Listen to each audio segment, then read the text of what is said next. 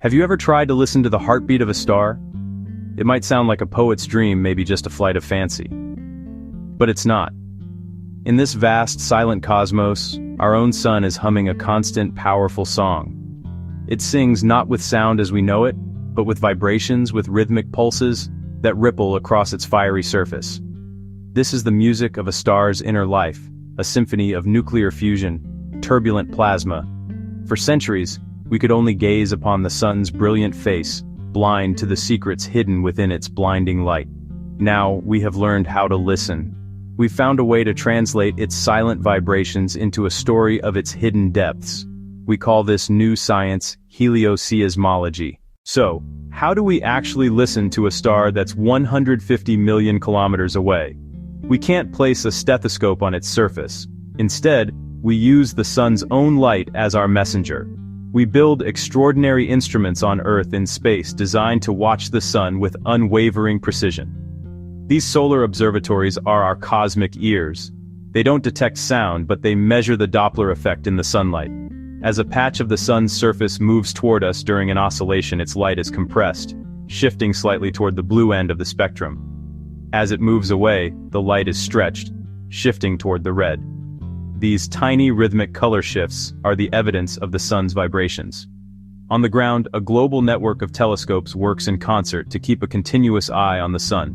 This network is called GONG, the Global Oscillation Network Group. It consists of 6 observatories strategically placed around the world. As the Earth turns and the sun sets on one observatory, it is just rising for another. The waves that helioseismology tracks are not all the same. They come in different flavors, each reveals different secrets about the sun. The most prominent are pressure waves, P modes. They are essentially sound waves, like on Earth, created by turbulence in the sun's convection zone, that outer layer of boiling plasma. In P modes, pressure is the restoring force. The gas gets compressed, pressure rises, pushing it back out. Then it expands and rarefies, producing an oscillation. These waves travel at the speed of sound inside the sun, hundreds of kilometers. P modes are helioseismology's workhorses, generated near the surface and very powerful, easiest to observe. Millions of P modes ring inside the sun at once, each with a different frequency and path. Some skim just beneath the surface, while others dive deep, grazing the core before returning. By mapping these waves, we have been able to confirm the sun's basic structure, measure its temperature profile with high accuracy, and map flows beneath the surface. Then, there are the more elusive gravity waves, G modes, not the gravitational waves of space-time. Here, gravity means buoyancy. Like a cork pushed underwater, it bobs back up. So what exactly has this solar music taught us? For starters, it has allowed us to confirm the sun's layered structure with breathtaking precision. We now know that the sun's core, where nuclear fusion takes place, gives way to a vast radiative zone. Here, energy slowly percolates outward over hundreds of thousands of years as photons. Above that lies the turbulent convection zone, a region of churning plasma that carries heat to the surface. Helioseismology has measured the precise boundary where this transition occurs, about 70% of the way out from the center. This was a triumph, turning textbook diagrams into a measured reality and confirming that our fundamental understanding of stars is correct. Helioseismology has revealed how the sun rotates. From the surface, we see that the sun's equator spins faster than its poles, differential rotation.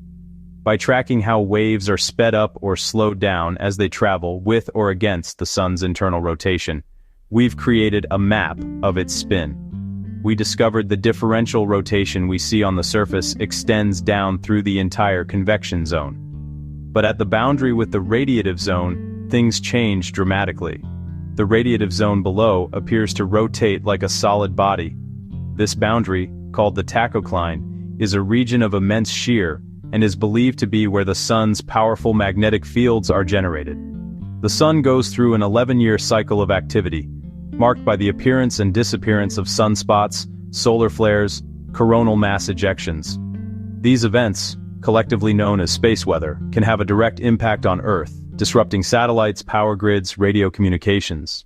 The Symphony of the Sun is not a solo performance. Every star in the sky is humming its own unique tune. The science of listening to the stars, called astroseismology, is one of the most exciting frontiers in astronomy. We are now using the same principles we perfected on our sun to study distant stars light years away. By capturing the faint flickering of their light with powerful telescopes, NASA's Kepler mission, TESS mission, we can detect their stellar oscillations. We are listening to the heartbeats of red giants. We are listening to the heartbeats of white dwarfs. We are listening to the heartbeats of stars, just like our sun across the galaxy. This stellar music allows us to measure the fundamental properties of stars with unprecedented accuracy. By listening to a star's song, we can determine its mass, its size, and, most importantly, its age. This has revolutionized our understanding of stellar evolution and the history of our galaxy. Stars are the factories that forge the elements of life: carbon, oxygen, iron. By accurately characterizing distant stars, we can better understand the planets that orbit them, especially those in the habitable zone where liquid water could exist. The next note in the universe's symphony is waiting to be heard. Subscribe to our Universal Universe channel for daily cosmic adventures, and share and like this video to keep the music playing.